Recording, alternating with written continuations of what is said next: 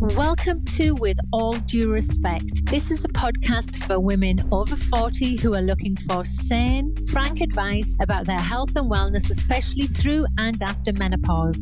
I'm Amanda Thebe, a personal trainer and nutrition coach, and the author of the best-selling book, Menopocalypse: How I Learned to Thrive During Menopause and How You Can Too. I'd love you to join me every week as I chew the fat with some fab guests on hot topics that directly impact you. I also know the power of conversation is lost, and there's nothing better than sitting down for a natter with your mate and putting the world to rights. And that's exactly what I'll be doing with this podcast. We'll really get to know my guests, warts and all.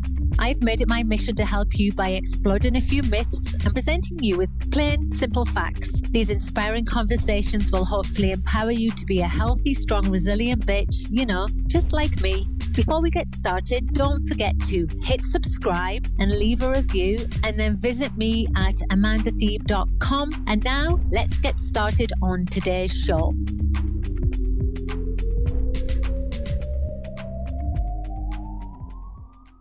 Hi everyone, welcome back to the last episode in season 2 of With All Due Respect. I am really happy to be here with Lizzie Bermudez, and we're going to get into why I'm talking to Lizzie in a minute. But just to let you know, Lizzie is all over the digital world now. She's a digital lifestyle host and social influencer, and she helps women to embrace the middle ages. I love that. She shares tips, advice, and interviews other people. She's amazing. I love her content. She's so fun. Lizzie actually is an Emmy award-winning broadcast journalist and host, no longer working in TV. She's moved over from traditional media to the digital world. And we're going to talk a little bit about that. I like that she says that she really likes this world because she can say what the F she wants and she no longer needs to have a face full of makeup. Just so true. I know, so true. And, I actually, Lizzie, make a point of, I did a video today and I don't look my greatest, but I'm just like, I have to do it. I have to do it because it's actually how I look. And, I think it's really nice that you've you actually got to this place, didn't you, because of something that happened. And I did want to start there with our interview. So first of all, welcome, Lizzie. Thank you. Thanks so much, Amanda. Happy that you're rounding up season 2 for me. And I just want to talk about, what was the shift? What made you move from traditional TV media to where you are now, and how it sort of influenced the work you're doing? It's so funny because I think when I was going through the shift, television is all I've known. It's all I've ever wanted to do ever since I was a kid. So I felt very lucky that I got to live out my dream by having the career that I always wanted. And probably by the time I hit my mid 40s, I could definitely feel the shift in the world of television, traditional media, of the technology changing, and then of slowly aging out. And it was never directly said to me that, you're too old, we don't want you anymore. It was made in subtle ways, but very obvious ways by, not getting the training, not getting the opportunity, the younger employees coming in and being passed up for the work that I'd been doing basically my whole career. So that part sucked. That really, really sucked. And it took me a while to wrap my head around leaving the work that I loved. I love storytelling. I love interviewing people. I loved that my job was different every single day or every time I did a story. I loved that. But being told that you were no longer needed, that's a tough pill to swallow. Right. Let's go into that, right? Because it's super frustrating, and you're public facing, right? Your face is on the TV. And so when that happens to you, it's going to there's no way that can impact your self-confidence and your feelings of self-worth. And I might add, for those of you that don't know Lizzie, she's gorgeous and beautiful. And I'm just like, it doesn't make any sense from a visual perspective. And I don't want that to sound like diminishing, but it doesn't make any sense at all. But even just like talking about the fact that you had invested all of those years in craft and honing your craft. And I see this in other workplace. I do lots of workplace talks, and I see this all the time where the elite talent that's within the organizations is not being supported, and they feel like they're aging out. And it's just actually terrible because they're losing these critical, brilliant women. And it doesn't make any sense at all to me. And so what sort of age did this happen to you? Like, was it like in your 30s or 40s? And did it coincide with menopause? I mean, that's interesting. Oh, I mean, yeah. I would say mid 40s is when it started. You know, and I had taken different freelance jobs as well, where they said, you know, the famous go-to line was, "We're going in a different direction." And then when you see the person that's half your age, right? You're like, yeah. Different direction is what we're calling it. So it happened in my mid 40s. So I was in perimenopause.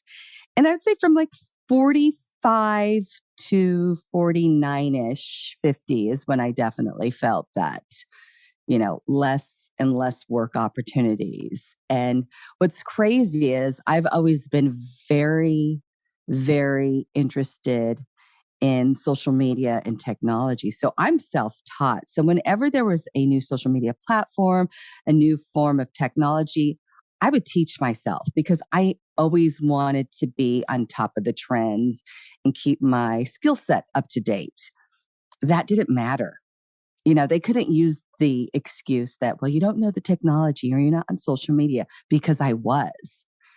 So that's what made it really hard. And then you compound that with perimenopause, with your symptoms of, you know, sometimes feeling forgetful, the brain fog, the mood swings, the weight gain, the hot flashes. And how all that impacts your like confidence, right? We've all been through that, right? Where we don't recognize ourselves, and that feeling of invisibility.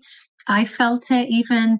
Like, I even remember having a conversation with my family and nobody would let me speak. And I just sat there really quietly afterwards and thought, does anybody even see me? That's literally how I felt. And I can't even imagine how it must have felt for you in an environment where you were literally being ignored.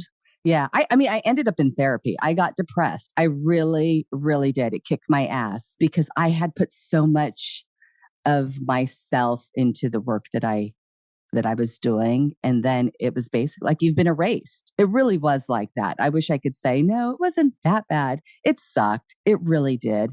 And it feels like you get kicked while you're already down, especially going through perimenopause. Yeah. Yeah. Like stick the boot in type thing as you walk away. And so how did you ultimately leave? Like, did you make the choice? Was it on your terms in the end? Or you know, it's actually coincided with the pandemic. And so literally right before they said, you know, we're going in a different direction, then the pandemic hit. And so it probably would have happened anyway, because the work that I was doing, which was in lifestyle content, was getting phased out just to do stuff, just to cover news around the pandemic and COVID and how it was affecting, you know, people living in San Francisco and the Bay Area. And during that, I just took that time during, you know, that first year of the pandemic to really do some soul searching, take some online classes, do some online therapy, and really figure out what I would do next. Because I really felt at a loss for a while. Like, what in God's name am I going to do now? Really interesting that you say that, because I hear that a lot from women. I've obviously reevaluated my own path as well many times, and like sat there. I remember having a conversation with my husband. We were in London. We got stranded because the US wouldn't let me back in during COVID, actually. But we were sat there with an extra weekend on our hands, and I just was like, I don't know what to do with myself. I feel completely lost. Like I've sort of got myself in a position in life that I've created myself, and I don't know what to do with it. And he sort of gave me some really great advice and said, but this is what you've always wanted. You've always wanted to be the person that navigates your own path and calls the shots. And now you get to do that. But at the time, it didn't feel like that. It actually felt scary. And I'm not a nervous person either. And I imagine it's the sort of thing that you went through as well. You're just like, this is a huge, big change. I have been doing this other job and I know exactly what my day is going to look like. And now I decide what we're going to do. Right. And I want to just ask you what you thought about Katie Couric's response to this, because Lizzie and I were both recently at a menopause summit in New York where we actually got to meet in real life. It was so awesome. We talk about that a bit later if you want, but Katie Couric was there as like a special guest, and she sort of talked about the same thing, didn't she? And I mean, she's obviously in a different position to you and I, in a place of a bit more maybe privileged wealth, or, you know, she's had a very prolific career. And she was edged out of her job too, and ended up saying, well, screw you, I'll just create my own TV network or show, a bit like Oprah did. And but it was interesting listening to her speak, because she was like the nation's heroine type thing, and then she was pushed out of her work as well through ageism. Yeah. I think what I realized ultimately, you know, when you're going through it, it was disconcerting, because I felt like I'm 50. Why is this rocking my world? I thought I did all my, you know, career stretching when I graduated from college and was figuring out who I was. And it felt like just a monumental shift that I was going through without having the knowledge base and the support system. It was really just trying to figure it out on your own. And what I've come to realize, and what I'd like to share with other women now, is that it's not a unique experience or situation. There are so many women going through this in different fields and different lines of work. And when you're in it, it does feel incredibly isolating. And, you know, I was such a public figure here where I live, and everybody knew me through television. And so there's that on top of it of, you know, like, oh, we don't see you anymore. Oh, like, why are you not doing that work? And having to explain constantly, like, you know, because they don't want me anymore. And that never feels good to have to say.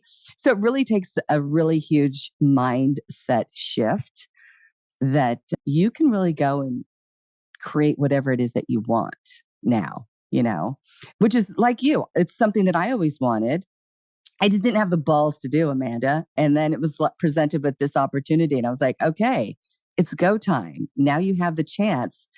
Go do it. Go create the things you want to do. Right. Okay. So what does that look like then? What does it look like to you? Like, what was the plan? I'm assuming that none of this was a quick decision, because I understand, like, you're in the middle of a pandemic, you're in the middle of therapy, in the middle of perimenopause. And so essentially you're having your own existential crisis. Right. And trying to stay married and raise 2 teenage daughters, right? She's like, blah, blah, blah. It just keeps adding. But when we talk about these, how everything collides in midlife, like, you can talk about it in a really respectful way. I know I try and be really frank and honest about things without diminishing women's, you know, experiences going through this. But so then what does it look like when you got to the place where you're like, right, I'm going for it. I'm going to create my perfect like platform world. So tell us what it looks like. Oh boy, it's not a straight line, you know, and to throw in all those other things that you were saying. My father was really ill. He ended up dying. I had a teenage daughter with severe mental illness, needing intense therapy, compounded with my own, you know, depression that I was going through. So like you said, it felt like the perfect storm. It really did feel like the perfect storm. And it required me to get quiet and to be patient and do some real soul searching. I have my own Christian faith, so it required me to really tap back into that.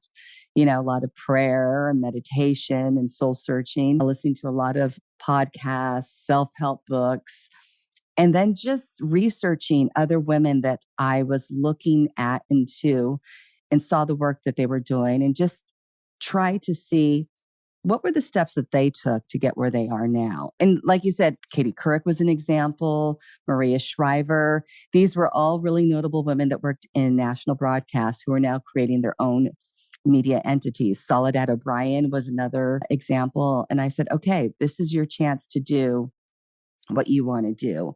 And so in essence, I've really started from the ground level of creating my own itty bitty tiny media entity, you know, hopefully to be an empire at some point someday, and create content that I wasn't seeing. And for me, that was, I wanted to see women that looked like me, that sounded like me, that were going through this stage of life, and we're being really honest and frank about it. I mean, that's how I found you. by going out How there did we searching. find one another? What's our story, our origin story? I can't Our remember. origin story. It's funny. There was a gal that I know from working in television. She's worked in media and in marketing and PR. And she said, I noticed that you're talking about midlife women and aging and perimenopause, menopause. Do you follow Amanda Thebe? She wrote this great book. You should check it out. So she's the one who told me about you. And then I started stalking you. Oh my God, we've had the funniest conversations because as frank as I am, Lizzie's like, hey, Amanda, what's your opinion on this? Oh, it's so funny. She gets it. She gets my opinion, whether she wants or not. And I know we die laughing, don't we, talking to one another. But I think it all comes down to the fact that both of us want to support women as much as we humanly can with the most valid, up-to-date information. We both really want to build up this place of trust. Mm-hmm. And I think we're doing it because there's no hidden agenda here. Like, we really do feel like there's a massive gap that needs to be filled. And we're happy to be part of this group of amazing women that are leading the charge on this, right? Which was actually what was happening at that conference that we went to. Not particularly the presenters who were on there, but the crowd that turned up was great because it was all of these people were like the smaller players on social media that were like all converging there and getting to meet each other in real life. I really, really enjoyed that. Yeah. And one of the things I know that you do, your background's in health and wellness and nutrition. I wanted to get on there and, I would Google aging women or gaining weight in perimenopause or menopause. And the stock images were depressing. I didn't see myself in those images. And when I would read articles, I could not relate. And so, my goal was, and it still is to this day, I go onto social media and I work primarily in video because that's my background. Going on, no makeup, no filter, and just being real and honest. Because I think that things are sugar-coated a lot of times. I know you don't sugarcoat it, and that's why I gravitated towards you because you just tell it like it is. But a lot of women are on these social media platforms and they're using filters and, they're all glammed up and it's not that bad and just, throw on a patch and blah, blah, blah, blah. And it's not a straight line for everyone. And so I wanted to be able to connect with those women and just normalize it, because when I was dealing with adult acne at 50, yeah, I know. It's like, what the hell? Really? WTF, right? Why do I suddenly have cystic acne all over my chin? Nobody told me about this. And I look hideous. What's going on, right? I used to get this. I'm not a spotty person, actually. I never have been. But then during perimenopause, and I didn't know I was in perimenopause, I used to get like a rash and it was always behind the back of my ear, all down my neck. And it was like reptile. I looked like a crocodile and the kids called it crocodile neck. It was like the weirdest thing. And then it went. And then it's gone. Gone. But so do you tell people who are listening sort of where they can like listen to some of the stuff you're doing or see some of the videos? Because I think that it would be a really great thing for women to have those like extra tools. Yeah. So I'm on TikTok and Instagram. Oh, TikTok. Oh, for fuck's sake. God. I'm on TikTok. I'm on Instagram. And then we'll be relaunching my YouTube channel in the new year as well. Lizzie BTV is my handle everywhere. And I do these short videos on aging, style, beauty, and menopause. And really, so you're living your like lifestyle job from the past, but now it's just to a more relevant audience, right? And I want to dig on that a bit. Like, so, like, even when it comes down to things, obviously I don't go to the fashion thing and I don't go to the beauty world because it's not my expertise. Mm-hmm. I know you're really surprised looking at me in my hoodie. You're gorgeous. My hoodie right now with no makeup, but like we want to know that. Like, so I was talking to somebody the other day about, when we change shape through menopause and even, like if we don't want to, chances are we're going to, because as we get older, it's a phenomena that happens. But when we see like fashion out there, it doesn't take that into account at all. And I mean, and when you see clothes like jeans that used to previously fit you, they may not be able to clothe them at the waist, and maybe you haven't even put any weight on, but we're like this shapeshifter.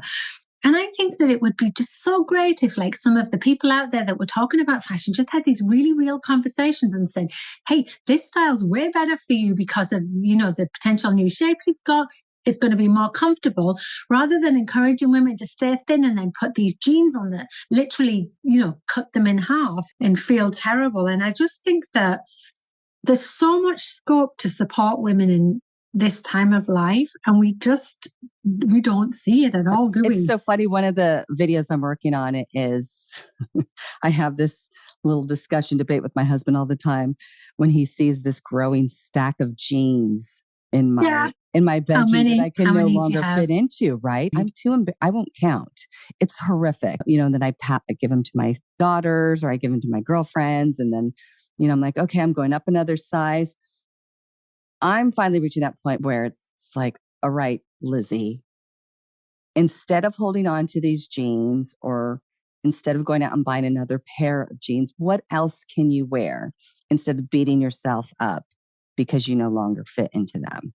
And that's a real shopping right now I have an extra 25 pounds on me and it's all in my midsection, feels impossible.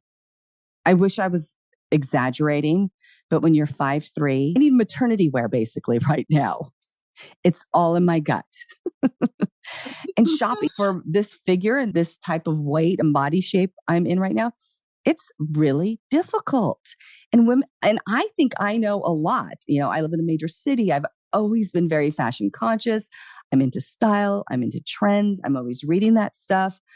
I have lots of boutiques and stores, major department stores near me, online, and still I struggle with trying to figure out what to wear with this type of body that I currently have. So I can't imagine what it's like for, a lot of women who are at this point. People that don't have that sort of like background, for sure. And so I think there's a lot of scope to do this in a really respectful way. And I know that that's what you're sort of trying to do. So I want to talk to you a little bit about sort of like menopause and how that sort of like impacted I know we talk a little bit about how it like collided with your career and but how has it helped you with forging new friendships? Because for me, menopause was a terrible time. And that's sort of why I do what I do now, because I just think it's not fair that women don't know what they don't know. Mm-hmm. So as far as education and advocacy, I'm here for all of that.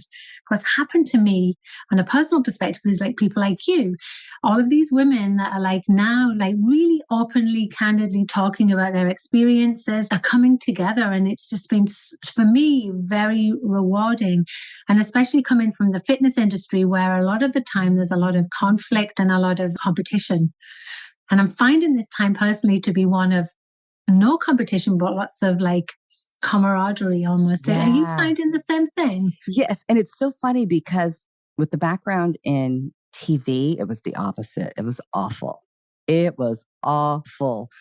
The backstabbing, the gossip, women working against each other.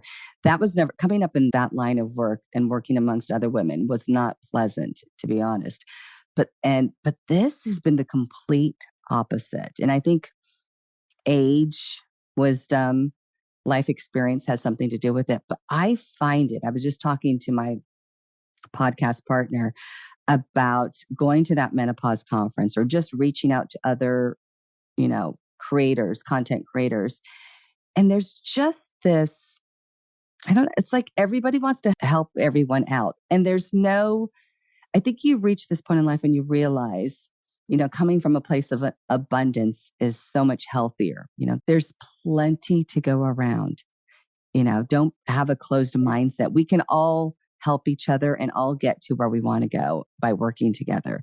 So I find that the women that I've met in this field have been amazing. I mean, really freaking amazing. I do these meetups now on Zoom all the time, which was bizarre to me initially, and have some really wonderful, intimate, honest conversations with women all across the country that I've met through doing this kind of work that I do. Oh, that's so cool. I know it's a bit difficult. US is so big. In the UK, they have these menopause cafes. There's actually a woman, Rachel Weisz, is a friend of mine, and she has these meetups and they do them in the local supermarket. Most supermarkets in the UK have got a cafe because, you know, we need to have a cup of tea before we go shopping. And so they go and have a cup of tea in Tesco's and like have these menopause cafes. And it's so great because, you know, I don't know about you, but well, you actually already confirmed this. It was isolating for you. It was isolating for me because when you're in the thick of it and whatever symptom you've got, and for me, it was depression too. I literally didn't think a single other person in the world was going through what I was going through. It was just me only. Mm-hmm. The minute you find out one other person, just one other person understands and has had a similar experience, it just changes the experience completely, lessens that burden, and it almost feels like this the most amazing kinship. And so these cafes, and they're happening in the workplace now. They have these weekly menopause chats or whatever. I mean, I don't really know how they're structured or whatever, but the building of the community to me is one of the key parts of the whole conversation, right? Because then you're not just shouting at a brick wall the whole time. Yeah, you know what? We need connection. I mean, you listen to any longevity expert, wellness expert, and connection and community is one of the keys to leading a long, healthy life. And I think coming out of the pandemic too, we are craving it. You know, we really are. That conference we went to, I've gone to some networking events here in the Bay Area with other women. It's just, it just feels so good to be able to have really honest, frank conversations with women at this stage of life. Yeah, I know that the pandemic was so hard on all of us. I know we both have kids that struggled from their mental wellness perspective. Right. My son's still, I don't really talk about it very much, but still struggling. And, you know, and I think that we're picking up the pieces of that, and it's impacted a lot of women through this time of their life as well. Can you tell me a bit about your podcast and what's sort of like the aim of that? Who's your partner, by the way, who you do that with? Yes, my partner is Meredith Sinclair.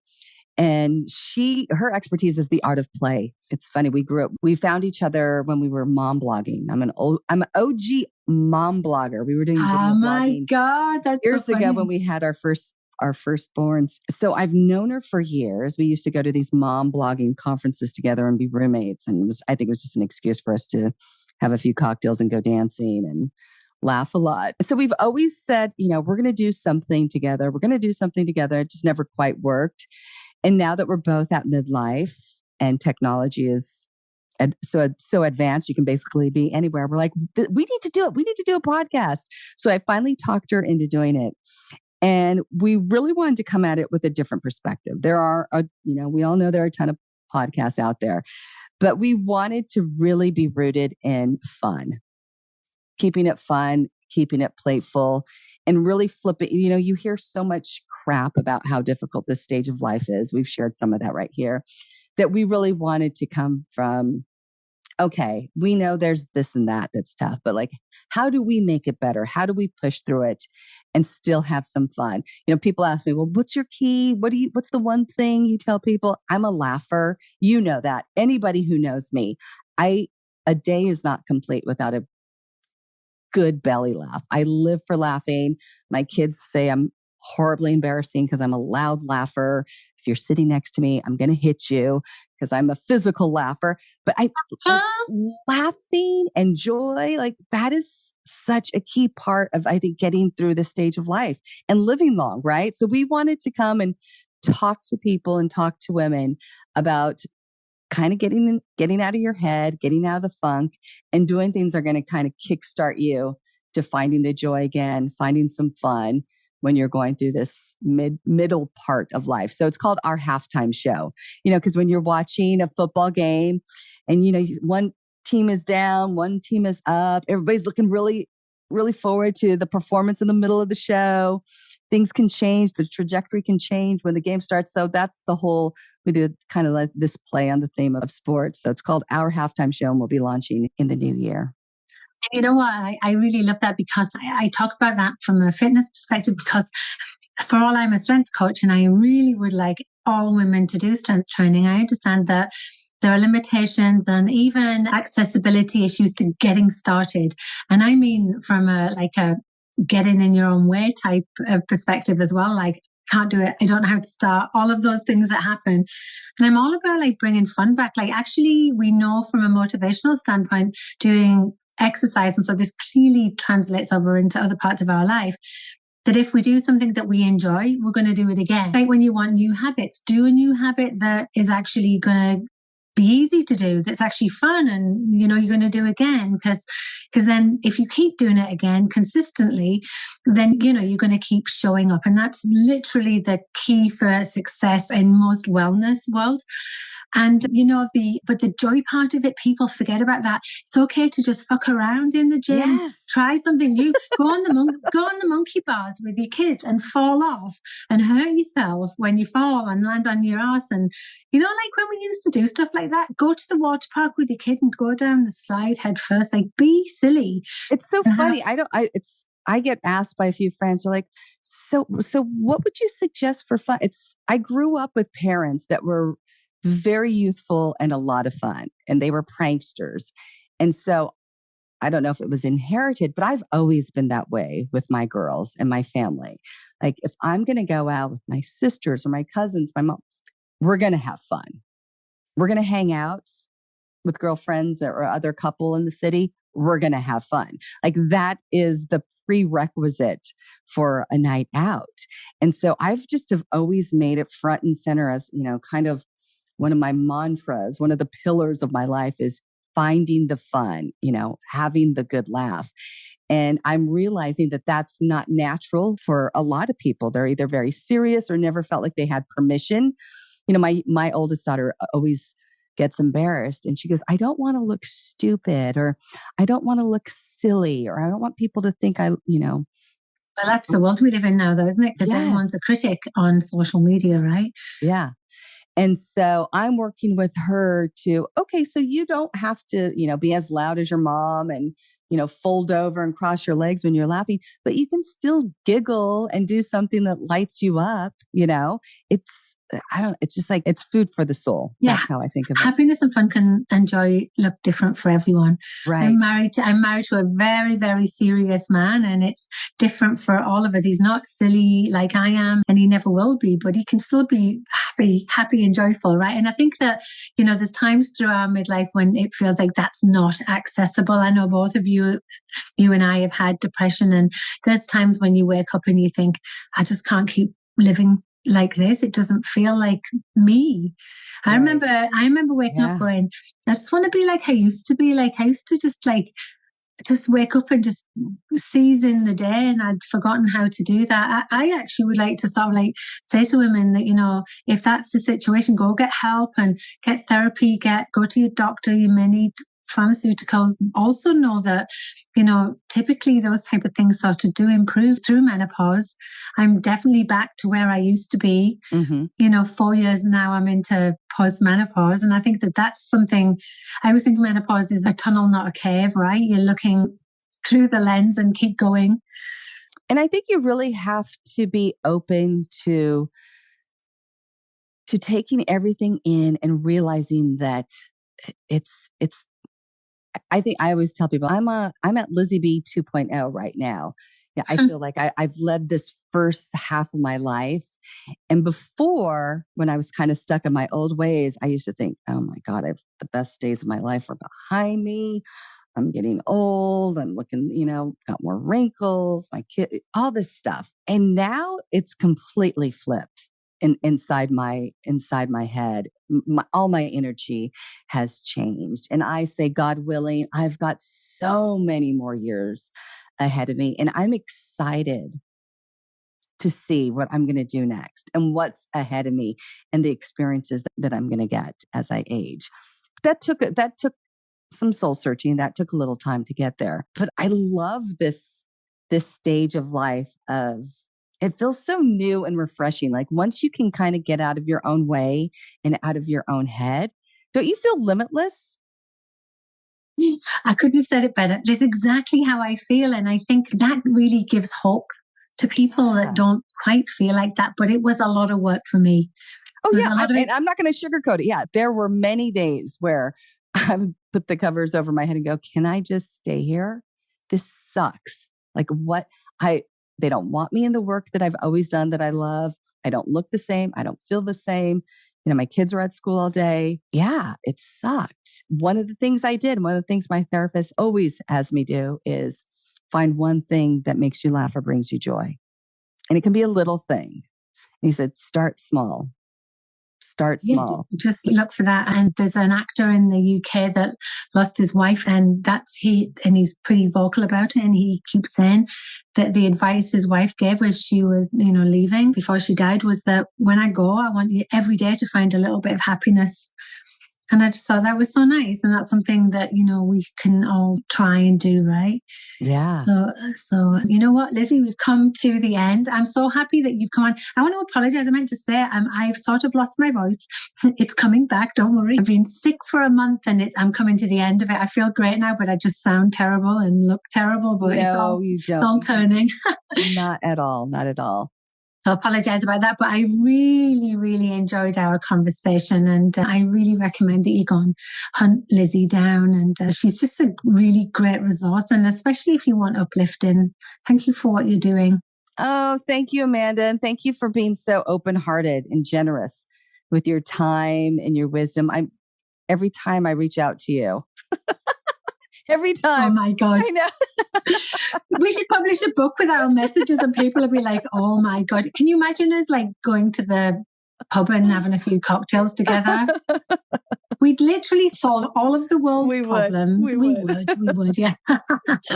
Okay, thank you for coming on. Thank you everyone for tuning in, and we'll see you next season. Bye. Thanks, Lizzie. Bye-bye. Thank you. Thank you so much for listening to the show. If you like what you hear, then why not subscribe to this podcast and leave me a review? You see, when you do this, it helps to raise the profile of my show and attract new listeners. And it also allows me to continue to deliver valuable content with great guests. And in return for you doing that, I will send you my 12-week core-focused program called Abs on Fire as a thank you. Simply drop me an email at amanda@amandasteve.com and I'll wing that your way. Bye.